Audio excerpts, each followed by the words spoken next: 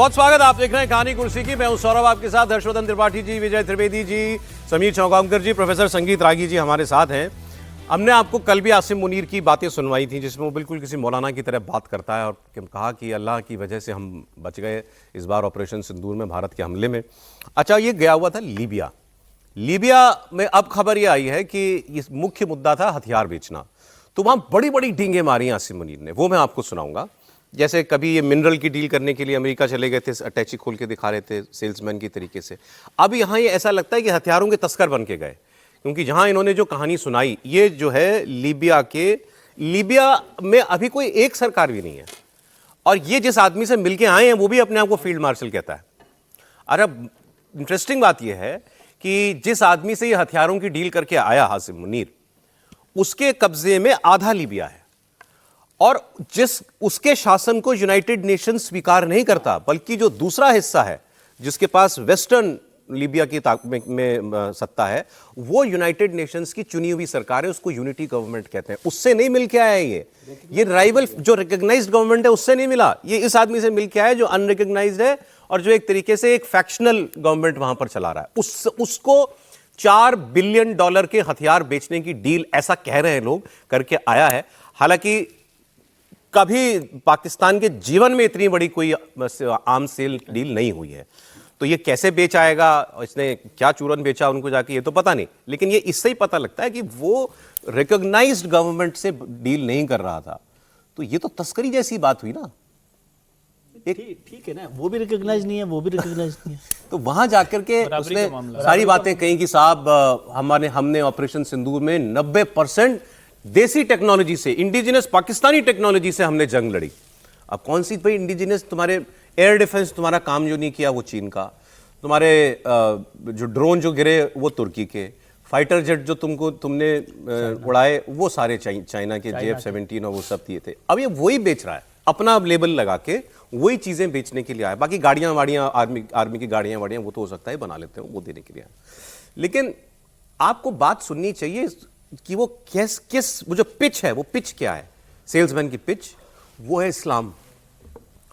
वो वहां जाके कहता है कि हमें अल्लाह ने ये कहा है, आदेश दिया है कि मुस्लिम मुल्क जो है जहां भी सत्ता में है खूब ताकतवर बने, और उसके बाद अल्लाह के दुश्मनों पर कहर बन के टूटे। और ये उसको ने ये डर बताया कि देखिए पिछले कुछ सालों में दुनिया में बहुत मजबूत मुस्लिम शासन वाले जो राष्ट्र थे उनको बर्बाद कर दिया। तो बर्बाद तो आप आजकल जिनकी चापलूसी करते हो अमेरिका की, उन्होंने बर्बाद की। लीबिया को उन्होंने बर्बाद किया 2011 में जब मोहम्मद गद्दाफी को मारा था। तो वो आप किसको डर दिखा रहे थे वो। लेकिन आपको वो बात सुननी चाहिए। फिर वो कहते हैं जो हमारा है वो आपका है। क्यों? हम भी इस्लामी मुल्क, आप भी इस्लामी मुल्क। तो दो बयान है, मैं आपको सुना रहा हूं। The moment you throw out the fear, then you can do any wonder in this world that you want to. And Alhamdulillah, Pakistan learned this lesson long ago. So that is why we said that we will do anything possible, but we will have our own technology. In our just recent war with India, and we have shown our technology to the world. Alhamdulillah, our Air Force using that technology, and that is 90% of the indigenous technology of Pakistan. And Alhamdulillah, with his blessings, his nusra and his mercies, the air domain, Rafale, Su-30, MiG-29, Virat 2000, Alhamdulillah, S-400, all taken out. Every piece of equipment and technology which is there with Pakistan is available for our brothers. Yeah, in terms of any assistance that you need from Pakistan, that will be available at your doorsteps, inshallah. ये जितनी बार इस बयान में उसने अल्हम्दुलिल्लाह कहा, मुझे एक बात याद आ गई। मशहूर शायर राहत इंदौरी, कोरोना में चले गए, वो कहा करते थे कि जो जोर जोर से अल्लाह के नारे लगाते हैं ना, तो उस पर उसने कहा कि हाँ मियाँ इतनी जोर से अल्लाह को याद करते हो, अल्लाह ने प्यार से याद कर लिया ना तो मुश्किल में पड़ जाओगे। बुला लिया अगर ऊपर तो उसका तो सेंटेंस पूरा नहीं होता कोई धार्मिक बात किए बगैर। लेकिन सर कौन सी देसी टेक्नोलॉजी, इसने भारत के तो सारे हथियार बता दिए कि वहां पर कौन कौन सा हवाई जहाज थे, अपना एक नहीं बताया कि कौन सी इंडिजिनियस टेक्नोलॉजी तुमने इस्तेमाल की भाई।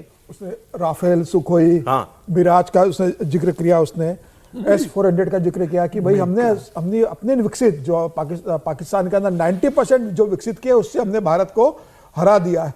अब तो बात यह है कि उन्होंने इतना बड़ा झूठ बोला, वो लीबिया के अंतरिम अधिकारी मुंह दबाकर हंस रहे होंगे, बेचारे हंस भी नहीं पा रहे होंगे सामने कि इतना बड़ा झूठ तुम उस बैठक के अंदर बोल रहे हो कि स्वदेशी तकनीक पूरा कबाड़ आपको चाइना बेचता है, चाइना अपने आगे सारे रिजेक्ट हथियार आपको बेचता है, दुनिया भर का कबाड़ आपके पास है, और आप ये कह रहे हो कि, और अभी तो दिखाया था ना कि किस तरह के तरपाल इनके ढका हुआ है, इनका जो एयरबेस पे भारत ने हमला किया था, एयरबेस अभी भी तरपाल बिछा हुआ है, कैसे भारत की मार अभी तक पड़ी हुई है। और अभी 2 दिन पहले तो ये बोल रहे थे ना अपने पाकिस्तान के अंदर ही कि अल्लाह ने हमको बचा लिया, उस दिन तो अल्लाह को याद कर रहे थे कि अल्लाह ने बचा लिया, बहुत गड़बड़ हो जाती। मतलब भारत ने छोड़ दिया आपको, आप ये कहते हो कि अल्लाह ने हमें बचा लिया, कि भारत ने हमें पूरा अल्लाह इसको जरूर याद करेगा। और इस तरीके से आप बयान दे रहे हो मुनीर, आप जानते हैं कि पाकिस्तान क्या है? इंडिजिनस है या कहीं से आया? तिरपाल इंडिजिनस हो सकती है। तिरपाल इंडिजिनस तो अब सबसे बड़ी चीज सुरक्षा आपको पता कर पा रहे हैं। लेकिन आप देखिए, मैं ऑन अ सीरियस नोट जो मैं कह रहा था, क्यों ये आदमी इतना खतरनाक है? भाई जनरल तो पाकिस्तान में बहुत हुए, विस्की पीने वाले जनरल थे सारे।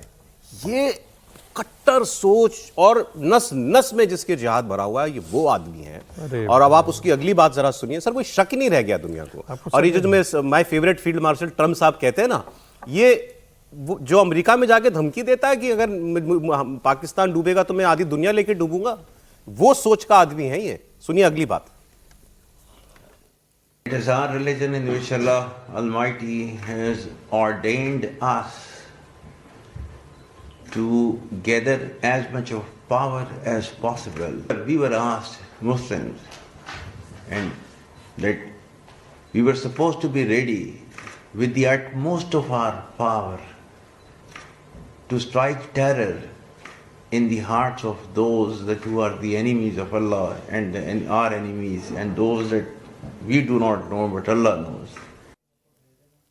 अब मैं आपसे पूछ रहा हूं, इसमें और मसूद अजहर में क्या फर्क है? पाकिस्तान के इस शासक में, मासिम मुनीर में, और मसूद अजहर जो घोषित आतंकवादी है, यूनाइटेड नेशंस का रिकॉग्नाइज्ड आतंकवादी, इसमें क्या अंतर है सोच में? वो कह रहा है अल्लाह ने हमको हुक्म दिया है, इतने ताकतवर बनो और अल्लाह के दुश्मनों पर कहर बन के टूटो, उनको बर्बाद करो, खौफ पैदा करो। तो ये तो मतलब डॉक्ट्रिन है भाई जिहाद की, जिस पे वो चल रहा है। बिल्कुल डॉक्ट्रिन है, यही डॉक्ट्रिन है। आपको 1887 और 1886 दोनों का सर सैयद का भाषण आप एक बार सुन लीजिए। हम उन पूर्वजों की संतान हैं जिन्होंने 600 साल तक अपने तलवार के बल पर इस देश पर शासन किया है, और उस तलवार के बल पर जो रूहों में कंपन पैदा कर देती थी, ये तो सर सैयद का भाषण है, अपने देश के लिए भाषण है। और ये क्यों कह रहे हैं? जो मदरसों में शिक्षा दी जाती है, आप पाकिस्तान तो मदरसे में पढ़ा है। हाँ, तो पाकिस्तान के वीडियो को देखिए, उसमें हर मुसलमान मदरसे में ये बात पढ़ाई जाती है कि तुम यहाँ पर शासन करने के लिए हो। सर ऐसी ये सोच पूरी तो, दुनिया में शासन करने के लिए, इस्लाम के लिए ऐसी बातें तो जियाउल हक भी नहीं करता था। वो जियाउल हक नहीं करता था, क्योंकि जियाउल हक में ये चीजें नहीं थी जो इसमें है। जिसमें आपने इसको आप कहा ना, मौलाना ये मुनीर है, मौलाना मुनीर है जो फील्ड मार्शल हो गया है, ये ध्यान रखिएगा। ये खतरा है दुनिया के लिए। अच्छा, इस वक्त एक तस्वीरें आ रही हैं सर, मुझे बताया जा रहा है बांग्लादेश में हिंदू जो शायद प्रदर्शनकारी थे उन पर काफी एक्शन हो रहा है, उनको हटाने के लिए शायद लाठीचार्ज भी वहां हुआ है, और वो ह्यूमन में चेन बनाए हुए थे। ये बांग्लादेश की तस्वीर है। लाठीचार्ज हुआ है प्रदर्शनकारी हिंदुओं के ऊपर। हिंदू समाज पर जो अत्याचार वहां हो रहा है उसको लेकर ये प्रदर्शन कर रहे थे, ह्यूमन चेन बनाने की प्रयास किया जैसा सर बता रहे थे, और फिर इनको देखिए हिरासत में वहां पर लिया जा रहा है। 50 हिंदुओं की हत्या इस साल जनवरी से अब तक वहां पर हो चुकी है, कभी ईशनिंदा के नाम पर, कभी किसी नाम पर। दुर्गा पूजा नहीं हो पाती ठीक से पंडालों में, मंदिर जो है मंदिरों में जाके मूर्तियां तोड़ी जाती हैं, और अभी जो हत्या हुई है दीपू चंद्र दास की, लेकिन फिर भी ये लोग डट के खड़े हैं कम से कम अपने हक के लिए। जो गांव में हो रहा है वो बहुत सारी चीजें तो आपको रिपोर्टिंग नहीं हो रहा है, ये शहरों की सब रिपोर्टिंग आप जो देख रहे हैं वो हो रहा है। गांव में जो उनके साथ जुल्म हो रहा है। कोलकाता की तस्वीर क्लियर कीजिए, कोलकाता की तस्वीर है या बांग्लादेश की तस्वीर है? कोलकाता की तस्वीर है, मैं माफी चाहता हूं। वैसे आपको नहीं वैसे पुलिस माफी ने मांगने पुलिस की ने जरूरत इनके नहीं है। ऊपर ढाका में भी हालात human लगभग ऐसे ही हैं। मैं वही सोच रहा था कि मोहम्मद यूनुस ममता बनर्जी के व्यवहार में बहुत अंतर नहीं है, दोनों ही एक ही तरह से व्यवहार कर रहे हैं।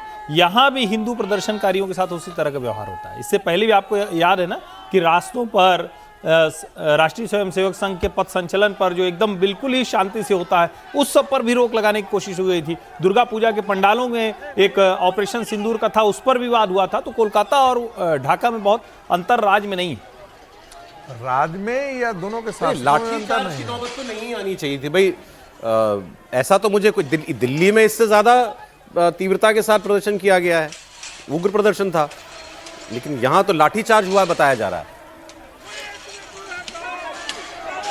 हो सकता है ये लोग कॉन्सुलेट जाने का प्रयास कर रहे हो, वो तो रोकना एक बात होती है, लेकिन बल प्रयोग करना फिर वो दूसरी बात है। लेकिन फिर वहाँ लड़ाई अब वो केवल बांग्लादेश के नाम की नहीं रहेगी ना, वो सब तो ये तो चुनावी लड़ाई है ना। कोलकाता में तो ज़्यादा बड़ी लड़ाई है ना, हाँ, क्योंकि वहाँ पर चुनाव को लेकर ये सारा मैसेजिंग की जाए कि कौन रोक सकता है, कौन जा सकता है, कौन पहुँच सकता है, कौन लड़ सकता है, वो सारी लड़ाई वहाँ पर चल रही है। हालांकि अब जिस तरह से प्रदर्शन हो रहा है उसमें लाठीचार्ज एक एडमिनिस्ट्रेटिव भी वो हो सकता है। अभी लाठीचार्ज ना करें, वहाँ तक पहुँच जाए तो आप कहेंगे कि पुलिस ने लाठीचार्ज नहीं किया, तो फिर रोका उसको क्यों नहीं? बांग्लादेश को बहाना मिलेगा फिर। हाँ, तो इसलिए वो सरकार की जिम्मेदारी भी होती है कि उस तरह से किया जाए। वो तो यहाँ भी दिल्ली में रोक रही थी पुलिस, तो वो एक एडमिनिस्ट्रेटिव वो है, और मुझे नहीं लगता कि उसको बात को करना चाहिए। लेकिन अच्छा है कि वहाँ प्रदर्शन कर रहा है और पुलिस रोक रही है, दोनों काम अपना ठीक अपना है। होना चाहिए। आगे बढ़ते हैं। अब मैं आपको, अभी आपने आसिम मुनीर की बात सुनी, तो हमारे जो चीफ ऑफ डिफेंस स्टाफ है उनकी बात सुन लीजिएगा। उन्होंने बड़ा खुलकर बताया कि पाकिस्तान से क्या चुनौती है और पाकिस्तान के लिए कैसी तैयारी रखनी है, और चीन से हमारी क्या हमारी विवाद क्या है और उसके लिए हमें कैसी तैयारी रखनी पड़ेगी। और उन्होंने कहा कि ये सही है बात कि पाकिस्तान का मतलब आतंकवाद, और चूंकि चीन से आपका जमीन का झगड़ा है तो पाकिस्तान से तो आप उस तरीके की लड़ाई के लिए तैयार रहिए जैसे ऑपरेशन सिंदूर में, छोटी लड़ाई, इंटेंस लड़ाई। चीन के साथ जमीन की लड़ाई है तो जमीन की फोर्सेस की जरूरत होगी, मतलब सेना की जरूरत है वहां एयरफोर्स और इस सब मिसाइलों से नहीं, सेना की जरूरत है, और लंबी लड़ाई की तैयारी रखनी पड़ेगी चीन के लिए। ये बहुत इंपॉर्टेंट बात उन्होंने कही है, सुना दीजिए। And this kind of warfare, I think, can only be deterred by actions like Operation Sindoor. Second is for a form of grey zone warfare in which historical differences can be executed by small operations which will give you long-term kind of an effects. The question is, what kind of threats and challenges India should be prepared for? I think this should be based on two major facts. One is that both our adversaries are, one is a nuclear weapon state and other is a nuclear armed states. So hence, we should not allow that level of deterrence to be breached. And second, we have territorial disputes with both of them. Hence, in my view, we should be prepared to fight short duration, high intensity conflicts to deter terrorism, something like Operation Sindoor, that's one. Second, we should be prepared for a land-centric, long duration conflict because we have land disputes, yet try and avoid it. देखिए, इन्होंने दोनों चीन और पाकिस्तान से चुनौती जो है उसको बहुत कम शब्दों में लेकिन बहुत सटीक तरीके से एक्सप्लेन किया। पाकिस्तान से आतंकवाद की चुनौती है, छोटी लेकिन इंटेंस लड़ाई, और उन्होंने एक और अंतर किया दोनों में, एक को न्यूक्लियर आर्म स्टेट कहा और दूसरे को न्यूक्लियर वेपन स्टेट कहा। तो मैं इसका अंतर भी समझना चाह रहा था, क्या हुआ कि वो कह रहे हैं कि चीन के साथ तो लंबी लड़ाई की तैयारी रखनी पड़ेगी। नहीं, देखिए ये बड़ा स्पष्ट है, और चीन के साथ जिस तरह की स्थितियां हैं, जिस तरह का हमारा विवाद है, वो कोई आज का विवाद नहीं है, कोई फौरी विवाद नहीं है। उस विवाद में जब भी संघर्ष होगा तो बड़ा होगा, लंबा होगा, जितना अवॉइड कर सकते हैं वो अवॉइड भी करना होगा। वो भी ये कह रहे हैं कि अगर कोई और रास्ता नहीं, उन्होंने भी कहा, लेकिन उन्होंने भी कहा ये चाइना पूरी तरह से उसके पास परमाणु हथियार हैं, यानी उसको अगर ये हमला करना है या उसके ऊपर कोई हमला होगा और रिटेलिएट करना है तो उसकी पूरी तैयारी है। पाकिस्तान ने न्यूक्लियर पावर कैपेबिलिटी हासिल की है, लेकिन उसके साथ जो हथियार होते हैं, वो जो आर्मर्ड हो जाना होता है, वो अभी उसकी स्थिति नहीं है। चीन को कह रहे हैं न्यूक्लियर आर्म्ड, न्यूक्लियर, और पाकिस्तान को कह रहे हैं nuclear weapon state, nuclear capability, nuclear capability और न्यूक्लियर आर्म स्टेट है, वो दोनों में ये फर्क है। और इसी वजह से पाकिस्तान की सबसे बड़ी चिंता है, जब उस वक्त की खबरें आई थी, वो कौन सी पहाड़ी थी जहां से जिसका जवाब वो हमारे कैलाश रेंज, नहीं, वो जहां से परमाणु का आया कि रेडिएशन लीक तो नहीं हो गया ऑपरेशन सिंदूर के दौरान, कौन से किराना हिल। किराना हिल, तो उस पर हमारे जो अधिकारी थे उन्होंने कुछ नहीं कहा, बस वो मुस्कुराते हुए जवाब दे दिया।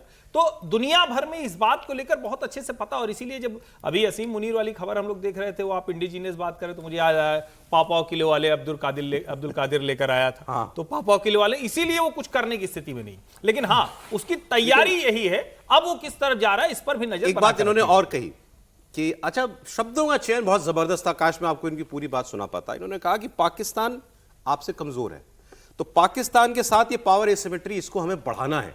कैसे? मतलब हमारा ताकत का अंतर उससे बढ़ता जाए, और चीन आपसे ज्यादा ताकतवर है, फैक्ट बात है, ये बड़ा मुल्क है, इकोनॉमिकली भी और मिलिटरीली भी ज्यादा उसके पास रिसोर्सेज हैं। वो ये एसिमेट्री, वो गैप हमें कम करते जाना है, तो ये भारत के लिए चुनौतियां हैं। लेकिन सर इनकी बातों से तो मुझे तो ये लगा कि चीन को ज्यादा बड़ी चुनौती मानते हैं।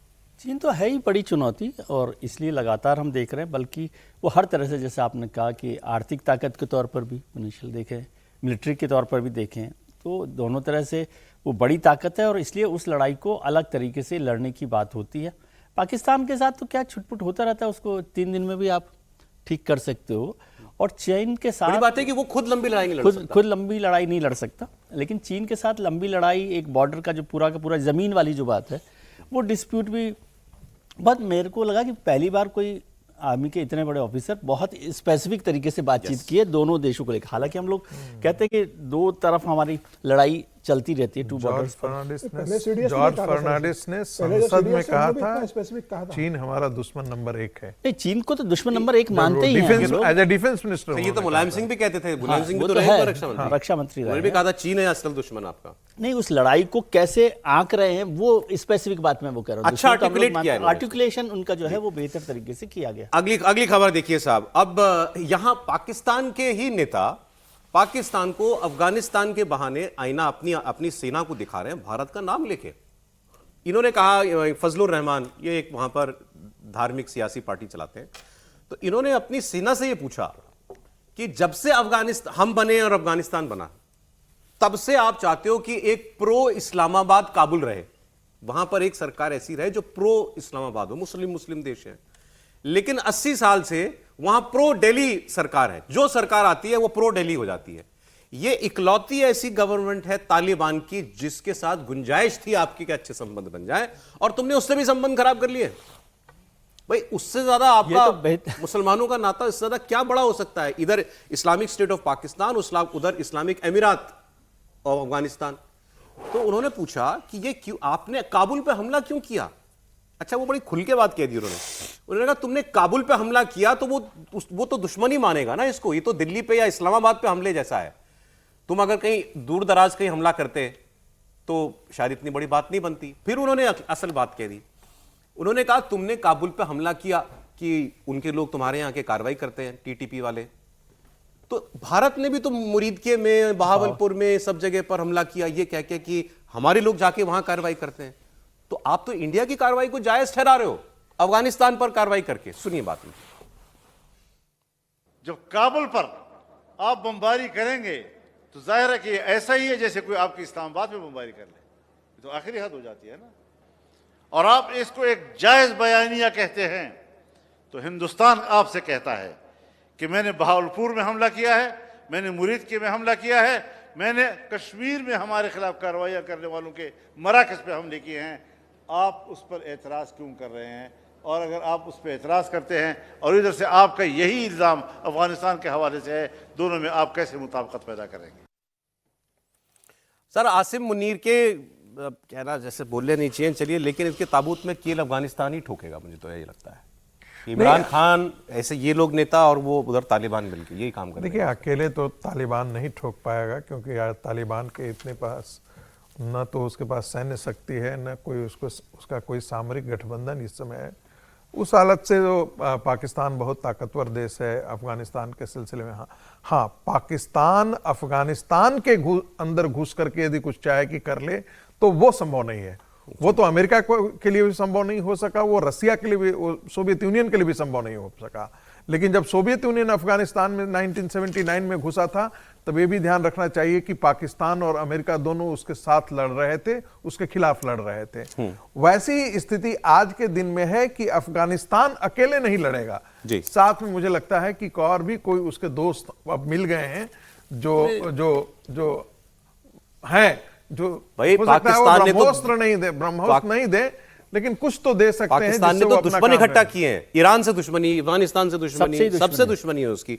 सर, ये अगली खबर समीर जी, ये बहुत इंपॉर्टेंट खबर है। आपने कई बार सुना होगा जंगलों में कैंप चलते हैं, आतंकवादियों के अड्डे चलते हैं। आपने सुना होगा कि कैसे रेबेल फोर्सेस तैयार होती हैं, उनको कैसे ट्रेनिंग मिलती है। तो ये भी चलता है कि किसी देश के सैनिक जाके उधर ट्रेनिंग देते हैं।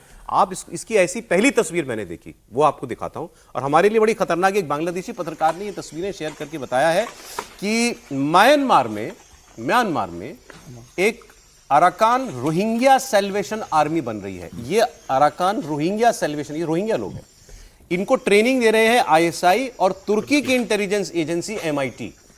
ये तस्वीरें म्यांमार से निकली हैं और इनका उद्देश्य म्यांमार की सेना से लड़ना और भारत से लड़ना, ये दोनों है। और इनको देखिए कैसी मिलिट्री ट्रेनिंग दी जा रही है म्यांमार के जंगलों में।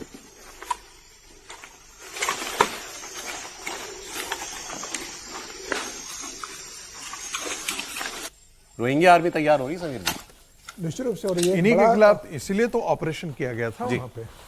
और निश्चित रूप से एक बड़ी चिंता की बात है भारत सरकार के लिए कि इस तरीके से रोहिंग्या को तैयार किया जा रहा है और फिर म्यांमार से हो रहा, तो भारत में घुसपैठ भी उनके लिए नॉर्थ ईस्ट से बहुत आसान होगी। बॉर्डर की तरफ से भारत सरकार को भी देखना पड़ेगा और ये इस तरीके से उनको पैसा, फंड, हथियार ये पाकिस्तान उपलब्ध करा रहा है। और पाकिस्तान जिस तरीके से उनको सुविधाएं दे रहा है, तमाम देश उनको, मुस्लिम कंट्रीज सुविधाएं दे रही है कि इतने हथियार उनके पास आ कौन रहे, कौन उनके ट्रेनिंग दे रहा है, कौन उनको सुरक्षा और संसाधन सुविधाएं उपलब्ध करा रहा है। मुझे लग रहा है एक बड़ा संगठन इसके पीछे हाथ होगा और ऐसा इसका जिक्र किया जा रहा है कि फिर से वो नए तरीके से रोहिंग्या को इकट्ठा करके एक नई ताकत हासिल करना चाहता है। भारत के अंदर फिर उसी तरीके से घुटपेश करके आतंकवादी हमलों को अंजाम देने की एक चीज कोशिश कर रहा है। समय नहीं, लेकिन एक छोटा कमेंट हर्षवर्धन जी, मैं समझ नहीं पाता हूँ रोहिंग्याओं का हमसे क्या इशू है। देखिए, सच बात तो है कि रोहिंग्या का हमसे कोई इशू नहीं है, लेकिन वहाँ जिन लोगों के साथ उनका बड़ा झगड़ा हुआ वो बौद्ध भिक्षु थे। तो यहाँ भले लोग किस तरह से देखें, बौद्ध भिक्षु सीधे सीधे भारत से जोड़कर देखे जाते हैं, भगवान बुद्ध की उस परंपरा से जोड़कर देखे जाते हैं। एक उनका वो है। दूसरा, उनको ये लगता है कि हमें जो जगह मिल जानी चाहिए थी भारतीय जनता भारत में, वो शायद वहां की सरकार ने नहीं होने दिया, वहां के लोगों ने नहीं होने दिया और हमारा विरोध हुआ। तो एक तरह से आप इसको यूं भी समझिए, जो टीवी पर बहस चलती रहती है रोहिंग्या, मानवाधिकार, उस सब का भी एक असर पड़ता है और उसको भी एक प्रोपेगेंडा वीडियो के तौर पर, टूल के तौर पर इस्तेमाल किया जाता है। लेकिन मैं इसको लेकर बड़ा आश्वस्त हूं, ये कुछ नहीं कर पाएंगे। भारत अब जिस तरह की तैयारी कर रहा है, ये वहां लड़ेंगे मरेंगे, वहीं म्यांमार की जो सेना है, जो वहां जो दूसरे रेबल्स हैं, क्योंकि कई रेबल्स अब हो गए हैं, एक ही नहीं रह गए, वहीं ये मर खप जाएंगे। भारत अपनी तैयारी सीमाओं पर फेंसिंग के जरिए बहुत मजबूत करता है। अब बड़ा साफ साफ दिखने लगा है कि एक और लड़ाई छिड़ने वाली है और वो इजराइल और ईरान की होगी और इसमें शायद एक बार फिर पिछली बार की तरह अमेरिका भी कूदेगा।